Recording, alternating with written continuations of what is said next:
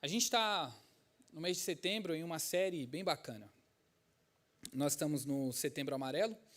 Quem aqui lembra o porquê que o Setembro Amarelo existe? Qual é a razão?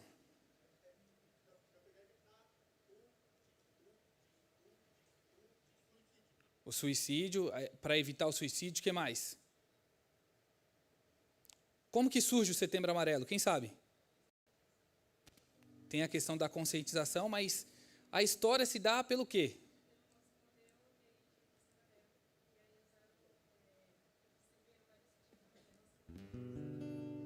É isso aí.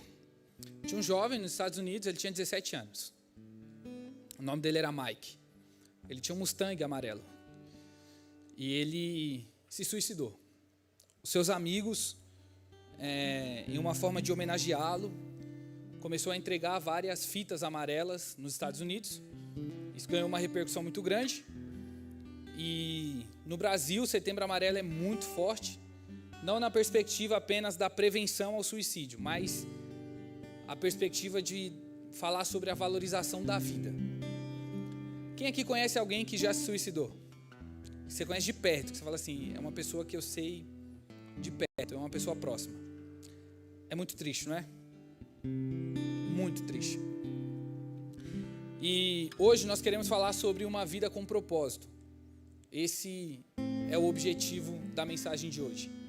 Nós queremos falar sobre uma vida com propósito. Esse é o terceiro sábado e último nessa série, porque semana que vem a gente vai ter a conferência missionária. E nós vamos falar sobre outra temática. Então hoje a gente encerra essa série falando sobre a vida vale mais. E quando a gente pensa nessa questão do suicídio, quando uma pessoa ela chega a esse estágio de tentar tirar a própria vida ou ter pensamentos para tirar a própria vida, ela está gritando para si mesma e para o mundo isso aqui, ó. A vida não faz sentido. Esse é o grito. É um grito desesperador. Uma pergunta. A pessoa quer tirar a vida, sim ou não? O que ela quer fazer? Ela quer aliviar essa dor, esse sofrimento, é isso mesmo. E sabe, só que é tão desafiador, tão difícil. Ela não quer morrer.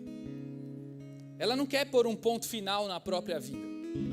Só que é uma dor tão insuportável para essa pessoa que ela entende que acabar com a própria vida é a única maneira de acabar com aquela dor. A vida deixou de ter um propósito, a vida deixou de fazer sentido, e por isso a pessoa opta então por tirar a sua própria vida. Deus parece injusto, a vida parece injusta, nada parece fazer sentido, nada. E é uma loucura. Eu não sei se você já esteve nesse lugar.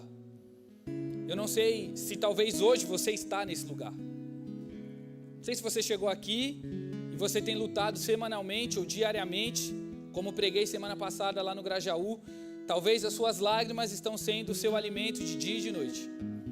Talvez você tenha chorado desde quando você acorda, aí você chora no trem, lotado. Você chora no trabalho, chora na faculdade, chora na escola, chora em casa.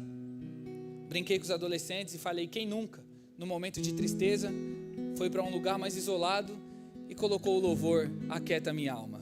Quem nunca? Você deu risada que você já fez isso. Certeza. E que atira a primeira pedra que nunca fez, viu? Mas é uma loucura a gente pensar nisso, galera. E a primeira coisa que eu quero dizer para você é para você arrancar o não dessa frase, que talvez está no seu coração hoje. Tire esse não, coloque uma marca em cima dele. Sua vida faz sentido, mas é difícil entender isso quando nós estamos passando por um momento de dor, não é verdade? Eu quero pedir uma ajuda. Tá com você? Vocês me ajudam, meninas? Vou pedir ajuda de vocês. As canetas estão aqui também, ó. Você vai receber um papel e uma caneta. Todos vocês vão receber um papel e uma caneta. E eu queria que você colocasse nesse papel isso aí, ó. a maior dor da sua vida? Ninguém vai ler, fique tranquilo. Ninguém vai ler. Mas eu quero te desafiar nos próximos minutos a escrever isso.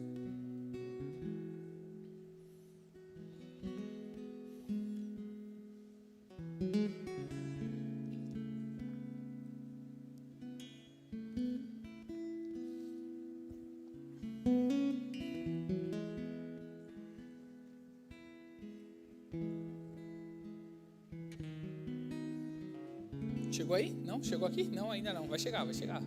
Pulou 2 fileiras aqui, ó.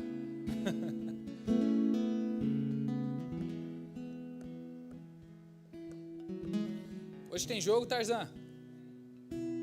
IBP e... IBP e alguém.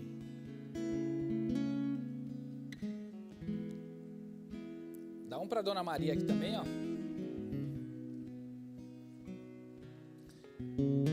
Novamente, ninguém vai ler o seu papel, beleza? Ninguém.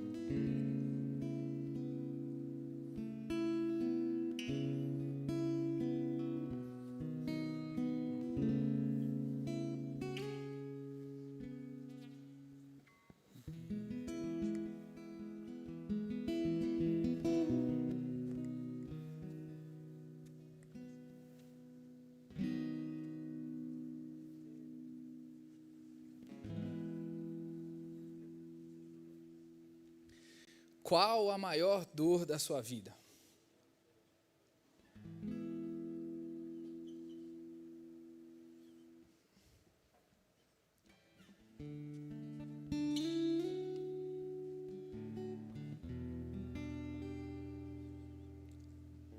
Alguém sem caneta?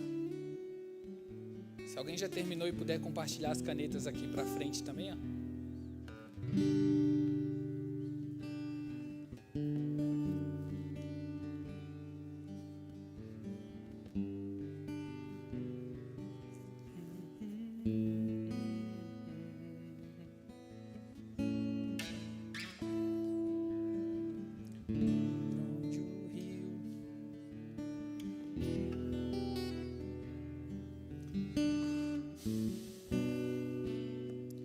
Qual que é a maior dor da sua vida? Nos leva a vida do próprio Deus. Nesse lugar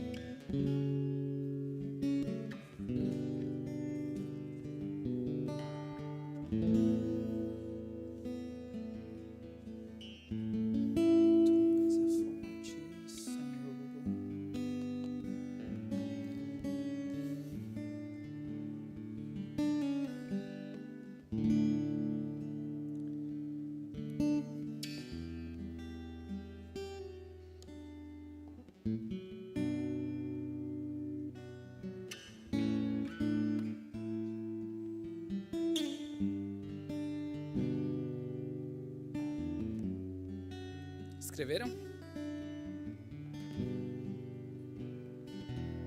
Eu acredito que todos nós passamos por momentos difíceis, galera. Quem aqui esse ano passou por algum momento difícil? Esse ano. Isso. Quem aqui esse ano deu risada num dia, acordou chorando no outro? É loucura, né? E é bom a gente fazer isso porque aí você não se sente sozinho. Você não tem a percepção às vezes que as coisas só acontecem com você? Olha o tanto de gente. Levanta a mão rapidinho, só quem passou dificuldade esse ano. Dá um tour aí, dá um 360 pra você ver. Tá vendo? Você não tá chorando sozinho. E sabe, galera, quando nós estamos passando por alguns momentos difíceis na vida, ou passando pela maior dor, um momento onde a gente chora, um momento onde a gente sofre, vem algumas perguntas para o nosso coração. Eu separei algumas delas. Quando nós estamos em meio à dor e o sofrimento, uma das perguntas que a gente faz é: por que isso aconteceu comigo? Por quê? E bem similar a essa é: será que eu fiz algo para merecer isso?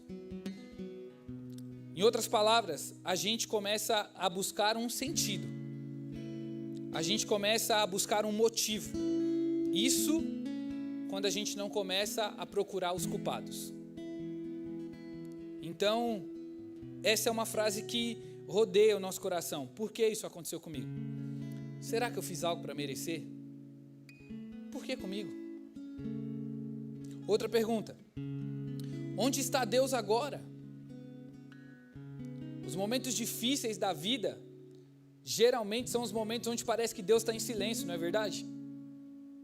Os momentos difíceis da vida dá a sensação de que nós fomos abandonados pelo próprio Deus. E aí vem um outro questionamento muito similar a esse: será que Deus ainda me ama? Será que Deus ainda está comigo? Será? E essa não é uma dor só nossa. Tem vários textos na Bíblia onde alguns autores colocaram para fora esse mesmo sentimento. Olha o que está lá em Salmo 13, versículo 1. Até quando te esquecerás de mim, Senhor? Quem nunca não teve o sentimento de abandono total da parte de Deus, esquecimento total da parte de Deus? São questionamentos. Outro questionamento: até quando isso vai durar? E se nunca mudar? E se essa dor não sair do meu coração? Ou tomara que passe amanhã.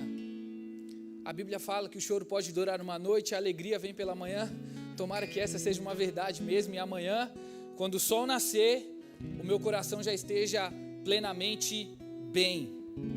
Que as lágrimas cessem. A gente tem medo de que a dificuldade se torne algo eterno. E quantas pessoas que já se definiram ou colocaram que a sua vida é isso? Não, eu nasci para sofrer. Minha vida é arrebentada mesmo. Dá tudo errado comigo mesmo. É isso aí mesmo. Então, muitas pessoas já se acostumaram com isso. Vai ser assim para sempre.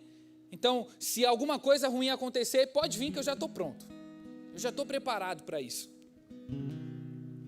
Outra pergunta que a gente faz é: de que jeito isso pode ter algum propósito? A gente luta para enxergar algo de bom, mesmo em meio às dificuldades, mesmo em meio às dores. E uma última pergunta que às vezes nos leva a tomar algumas decisões é a seguinte: o que eu devo fazer agora? É nesse momento que muita gente tira a vida. É nesse momento, quando a pessoa quer pegar o controle de volta,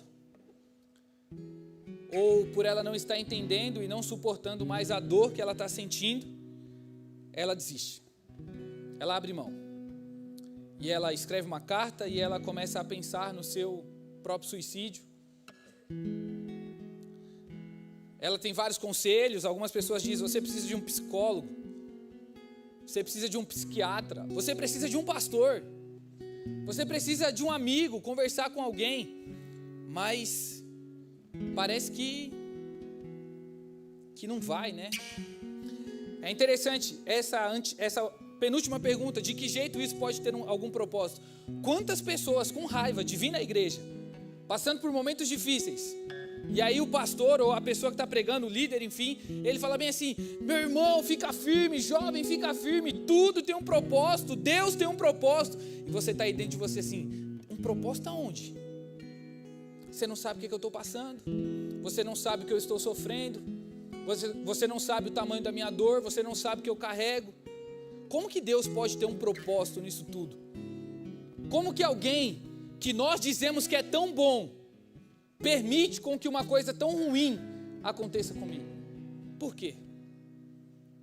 E às vezes gera essa raiva de Deus, gera essa raiva da igreja.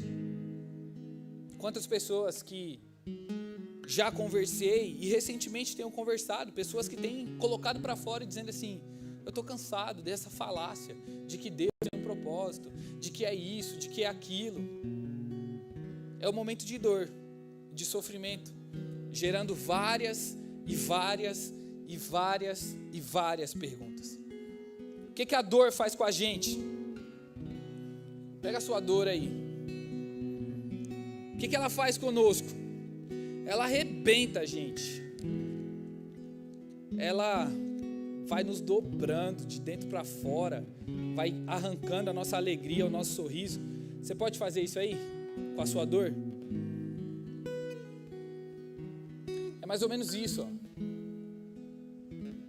O sofrimento não entendido, com várias dúvidas, vários questionamentos, gera isso. E aí quando você tenta voltar para o mesmo lugar, e aí você vai devagarzinho e tal, mas você abre, é a mesma coisa?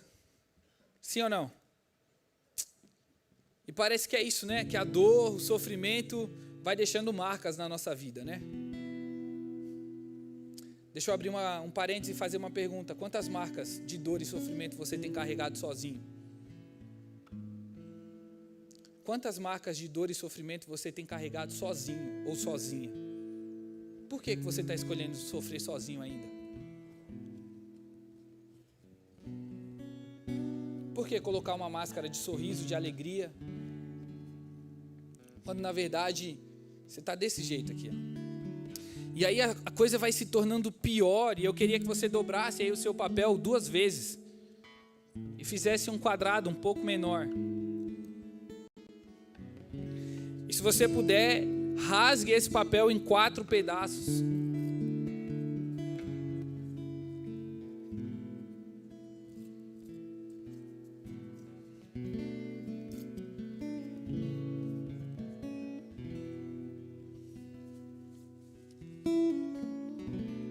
E agora, é isso.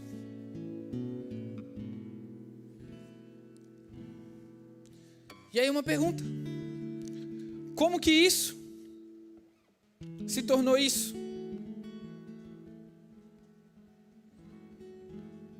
E aí vem um desafio, porque aqui nada mais faz sentido. Nada mais faz sentido.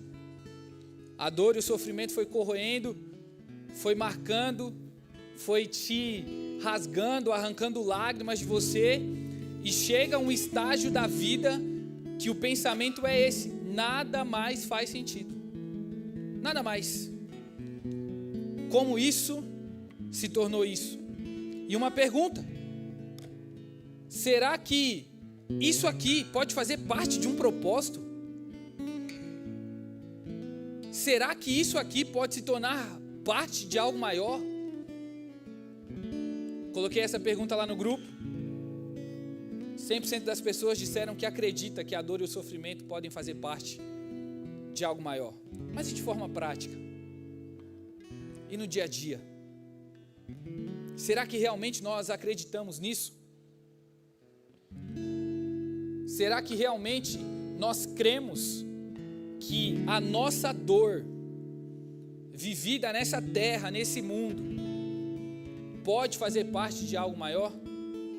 E aí eu volto para o texto, Romanos 8, 28, e quero ler algumas palavras que esse texto, ou algumas frases que esse texto nos traz, e a primeira palavra é sabemos. Repita comigo: sabemos.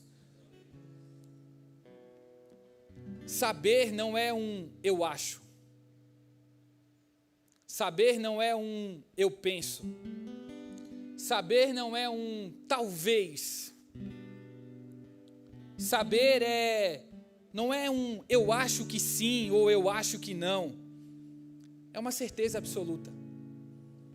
O texto de Romanos capítulo 8, 28 começa desse jeito: sabemos, eu sei. Não, eu acho que sei. Ou talvez eu sei. Não. Sabemos, eu tenho certeza absoluta. Eu tenho convicção no meu coração de algo.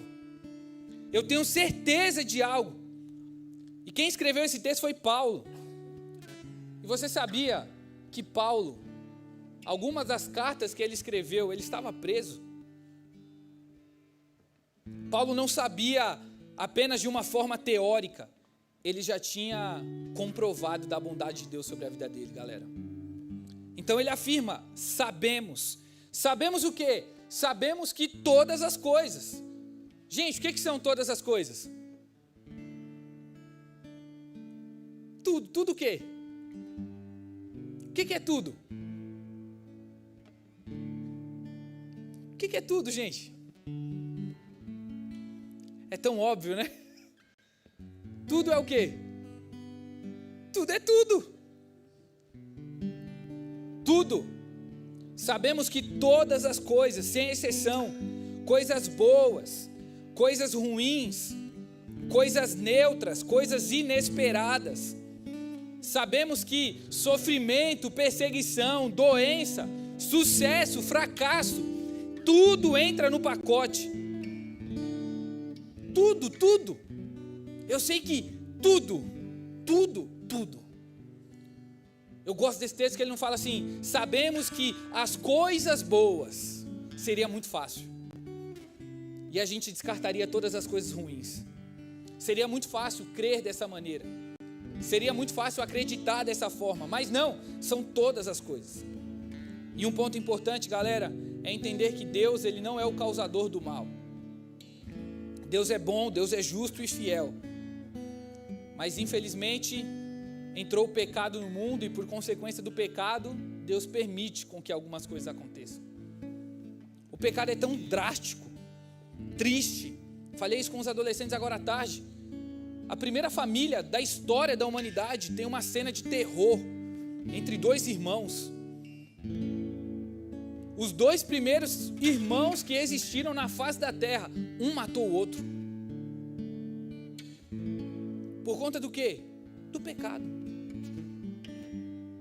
Mas tudo isso, de alguma forma, está no pacote de Deus para alguma coisa. Então Paulo diz, sabemos que todas as coisas cooperam. O que é cooperar? Significa trabalhar em conjunto. Eu queria... Cadê o... Josué, né? Você faz um favor aqui para mim no teclado? Eu queria... Vamos combinar uma música aqui. Qual é essa? Vida aos Sepulcros. Toca para mim Vida aos Sepulcros em algum tom aí. Qualquer tom.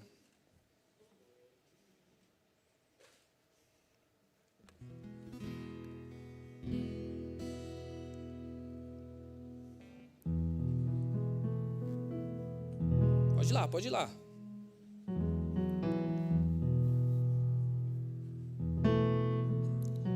Aí o Gustavo vem para acompanhar junto em um outro tom. E agora eu quero que alguém cante.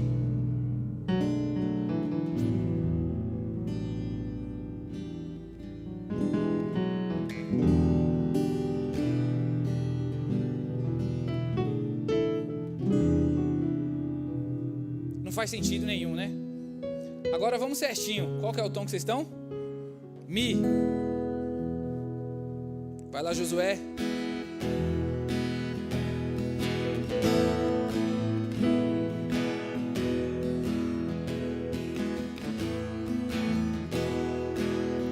Mas não preencheste.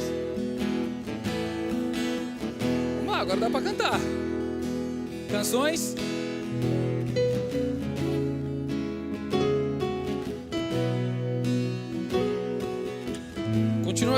Continua tocando. É mais ou menos assim que Deus está fazendo. Tem algumas coisas boas acontecendo na nossa vida. Tem algumas, não que o Gustavo seja ruim, mas tem algumas coisas ruins acontecendo na nossa vida. Tudo isso, Deus está colocando no mesmo pacote para que uma linda canção seja ecoada. Você consegue entender isso? Mas é difícil. É difícil. Porque como que nós estamos enxergando o cenário? Nós estamos enxergando como que se aqui tivesse em Mi e ali tivesse em Dó. Mas relaxa, Deus está no controle de todas as coisas. E por mais que ali tente nos desviar daquilo que Ele planejou para a nossa vida, Ele é o maestro dessa grande banda. E Ele está fazendo tudo ir para o mesmo caminho, galera. Deus está fazendo com que todas as coisas cooperem. Todas. Obrigado, meninos. E todas as coisas cooperam para alguma coisa. Elas cooperam para o nosso bem. Não, esse bem não se trata apenas de coisa agradável. Não se trata apenas de felicidade terrena. E esse talvez seja o nosso maior desafio. A gente muitas vezes tem um contraste ou uma distância muito longe, muito grande daquilo que é nossa vontade e aquilo que é vontade de Deus. E a vontade de Deus, galera, ela é boa, perfeita e agradável. Esse bem é um bem supremo. E o bem de Deus pode fazer com que a gente passe por processos dolorosos. O bem de Deus pode fazer com que nós passemos por momentos difíceis. Só que aí vem aquilo que eu acredito ser o ápice disso tudo. Não é todo mundo que vai entender isso. Não são todos que conseguem entender que todas as coisas cooperam para o bem. Por uma razão. Pela próxima parte do versículo. Porque só vai conseguir entender que todas as coisas cooperam para o bem aqueles que verdadeiramente amam a Deus. O que é amar a Deus? Amar a Deus não é cantar bons louvores na igreja, por mais que isso seja muito bom e importante. Amar a Deus não é fazer parte de uma igreja apenas, por mais que isso seja fundamental. Todas as vezes que a Bíblia fala sobre pessoas que amam a Deus, a Bíblia está se referindo a pessoas que obedecem a Deus. Lá em João, capítulo 15, Jesus fala: se vocês me amam, obedecerão aos meus mandamentos. Sabe por que muitos de nós não conseguimos ver dor, ou não conseguimos ver propósito em meio à dor e sofrimento? Eu vou dizer, porque nós não estamos amando a Deus verdadeiramente. O nosso amor é de palavras, mas o nosso coração está distante dele. A verdade é que muitas vezes a nossa expectativa é que Deus faça tudo. A gente quer viver uma vida boa o tempo todo. A gente não quer passar por dor. A gente não quer passar por sofrimento. E o próprio Jesus já disse que nesse mundo nós teríamos aflições, galera. Em outras palavras, não tem como você passar nessa vida sem ter algum momento difícil, sem chorar um pouco, sem enfrentar tristeza, sem enfrentar dor, sem enfrentar sofrimento. Não tem como. Não tem como. Não tem como. Sabe qual vai ser o impacto? A maneira como você vai enfrentar esse sofrimento. E quero abrir um parênteses. Essa semana, e ele me deu permissão para falar isso, a vovó do Marcelo faleceu. 83 anos. A gente estava ali no sepultamento, e eu conversando com o Marcelo, Marcelo, o que mais admirou? O que você mais admirou na vida da sua avó? E dentre muitas coisas que ele falou assim: a fé que minha avó tinha. Ele disse, 2 semanas atrás, o pastor da igreja dela foi visitá-la no hospital. Chegando lá: ô dona Maria, tudo bem? Como que a senhora está? A dona Maria poderia dar tantas respostas. Ela descobriu um câncer, e esse câncer que acabou levando ela ao falecimento.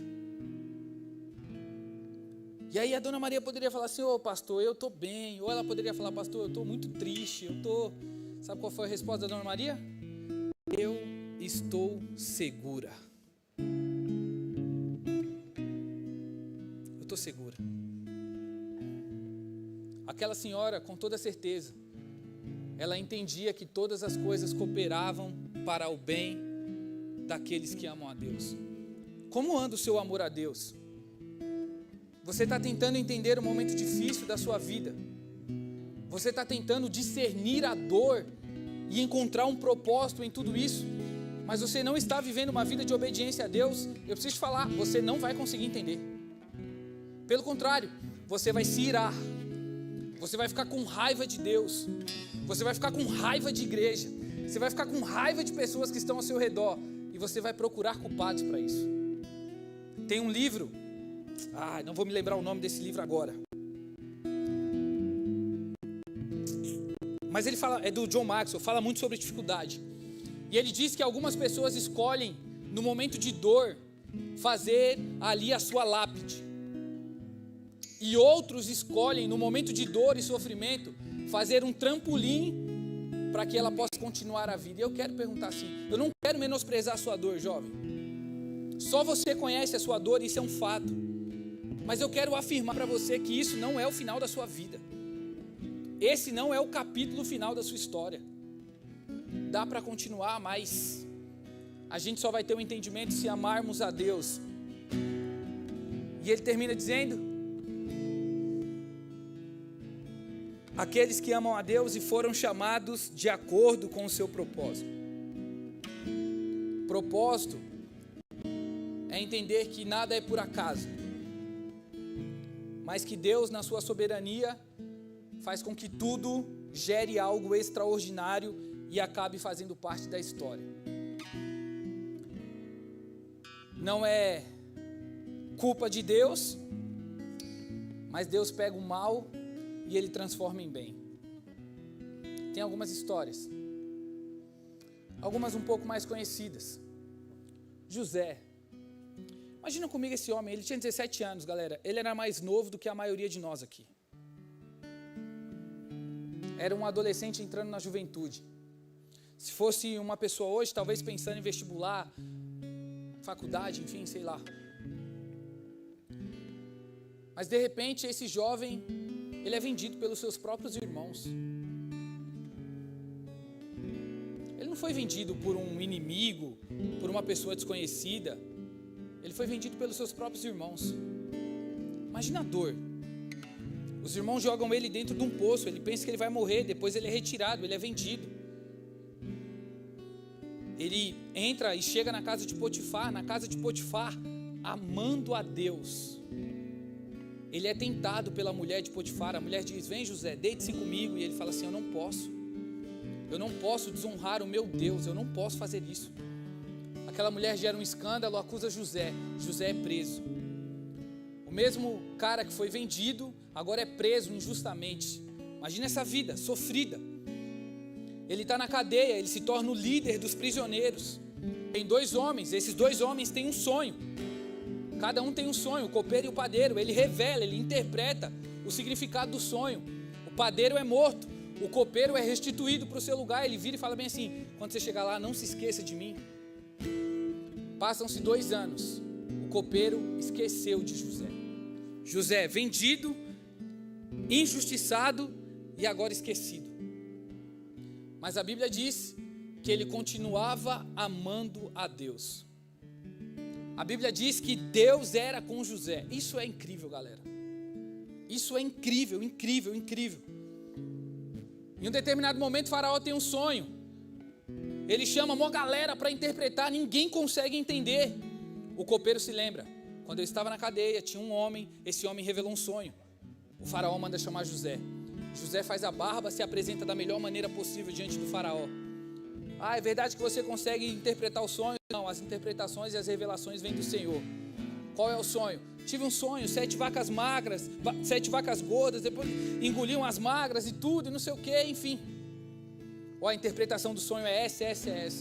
É importante que você coloque alguém para administrar todo o recurso que vai entrar. Ele vira para José e fala bem assim: quem melhor do que você, José? A quem há o Espírito de Deus, você vai ser o governador. Esse menino era um escravo. Ele foi vendido pelos irmãos dele. Imagina essa dor. De repente José está trabalhando, recebendo tantas pessoas. Quem aparece na frente dele? Os irmãos. Os mesmos irmãos que tinham vendido José. A Bíblia fala que José grita. Ele chora tão alto, tão alto, tão alto. Mas ele decide perdoar os irmãos. Sabe qual é a fala? Praticamente no final da vida de José: vocês tentaram o mal contra mim, mas Deus o tornou em bem, para que a vida de muita gente fosse preservada. Só chega a uma consciência dessa quem ama o Senhor, quem obedece a Deus. Só consegue entender que a dor e o sofrimento pode se tornar algo maior aqueles que vivem diante do Senhor. Deixa eu te falar, às vezes a gente não vai ter todas as respostas. O desafio, galera, é que nós estamos querendo viver uma fé mimada demais. Nós queremos entender tudo. E o Evangelho nos convida a viver pela fé, crendo que Deus tem o melhor para nós. E Ele nunca vai causar mal nenhum para nós, galera. Esse é um convite para confiar em Deus, no plano que Ele tem. Essa é a história de José. Você sabia que quando Jesus ressuscita, Ele dá uma palavra para os discípulos. A palavra é: fiquem em Jerusalém. Nasce a igreja primitiva. Depois do derramamento do Espírito Santo, muitas pessoas sendo batizadas e tal no Espírito Santo. Enfim, Pedro, ele se coloca numa posição e ele começa a pregar. Em um culto, 3.000 pessoas aceitam a Jesus. O que a gente deve fazer agora, Pedro? Se arrependam. O Evangelho começa a ganhar uma proporção muito grande. Pedro e outros discípulos, se eu não me engano João, eles são presos e açoitados. Eles começam a sofrer pelo nome de Cristo. E aí eles falam: a gente não vai deixar de pregar essa mensagem. A gente viu, Jesus está vivo. Nós vamos pregar isso o tempo todo. Veio uma perseguição em massa para a igreja. No primeiro século, as pessoas começam a perseguir a igreja. Lembram da ordem de Jesus? A ordem de Jesus foi: esperem em Jerusalém, vocês vão receber poder do Espírito Santo. Quando vocês receberem esse poder, vocês serão as minhas testemunhas, tanto em Jerusalém, na Judéia, Samaria e até os confins da terra. Uma palavra incrível. E se eu te falar que essa palavra começa a se cumprir através de dor e sofrimento, porque eles estão todos em Jerusalém. O Evangelho começa a ser espalhado pelas pessoas, mas em Jerusalém, quando começa a perseguição, os cristãos começam a fugir. E nesse momento que os cristãos começam a fugir, eles não somente fogem, mas eles carregam uma mensagem junto com eles. O momento que poderia paralisar a igreja de Deus, teoricamente. O momento em que as pessoas poderiam ter a ideia de que não, acabou, agora os cristãos vão parar de pregar essa mensagem porque eles estão espalhados. No momento de dor e sofrimento da igreja, a mensagem se espalhou cada vez mais. Jim Elliot, esse homem com 20 e poucos anos de idade, ele ouve falar sobre uma tribo indígena, os Aucas. Ele tem 4 amigos. Ele vai pesquisar um pouco sobre a ideia. Era muitos anos atrás, não tinha Google, não tinha ChatGPT, não tinha essas coisas. Mas ele sabe que aquela é uma tribo muito perigosa, violenta. Eles tinham um helicóptero, um avião. Eles pegam esse avião, eles começam a passar por cima daquele povoado. E aí eles falam: a gente precisa criar uma maneira de fazer um contato com as pessoas dessa tribo. Quando eles chegam lá naquela região, eles decidem fazer o seguinte: vamos pegar alimentos, vamos pegar mantimentos, a gente coloca no avião e quando a gente estiver passando por cima, a gente vai soltar. E por alguns dias, eles pegavam o avião, passavam por aquele povoado e eles soltavam os alimentos. Eles conseguiam ver que o pessoal ia lá, pegava o alimento, e depois de um tempo, Jim Elliot e os seus 4 amigos, eles perceberam que já dava para criar um contato tete a tete. Esses homens eram todos casados. O Jim tinha, se eu não me engano, 2 filhos. Todos casados. Mas ia ele e os 4 amigos. E aí um dia, eles pegaram um avião e conseguiram pousar perto da tribo. Fizeram o primeiro contato com a tribo, tete a tete. Mas de repente, houve um mal-entendido. Eles não sabiam a língua, eles não conseguiam se comunicar com aqueles indígenas, com os Aucas. Aquele povoado se reúne e mata Jim Elliot e os seus 4 amigos. Uma experiência que era para ser algo incrível. O primeiro contato para a pregação de um evangelho. Talvez as esposas esperando o retorno deles, assim como era normalmente, todos os dias, quando eles levavam alguma coisa. Mas eles não voltam. Passam-se alguns dias. O que era para ser a maior dor para uma mulher chamada Elizabeth Elliot se torna um senso de propósito. Essa mulher começa a estudar a língua dos Aucas. Essa mulher começa a entender qual que era a cultura deles. Ela se junta com as esposas dos outros 4 amigos e elas vão até o mesmo povoado. Chegando lá, elas conseguem se comunicar com eles.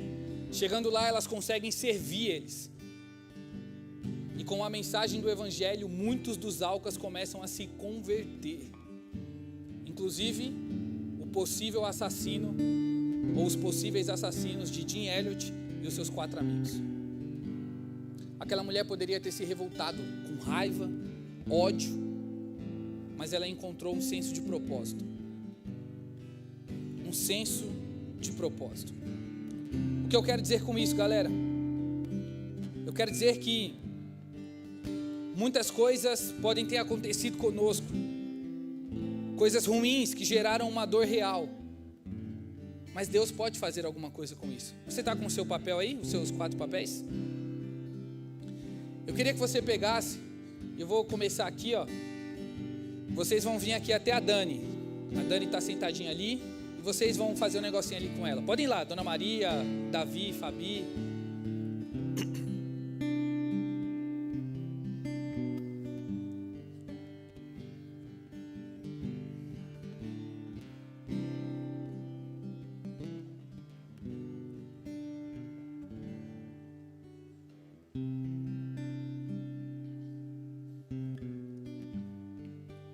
Pode ir também aí o Fê.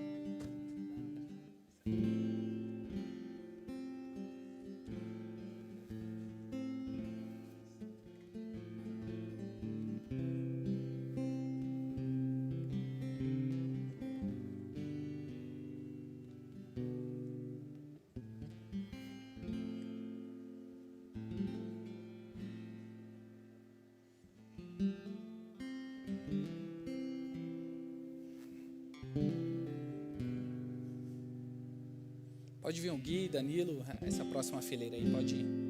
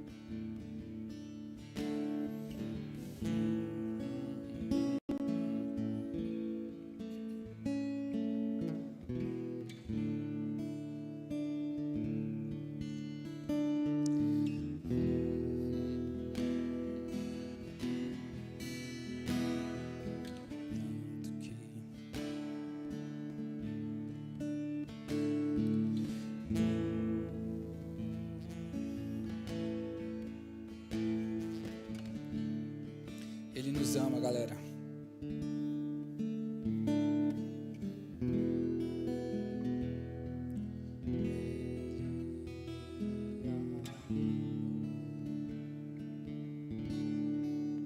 a próxima fileira.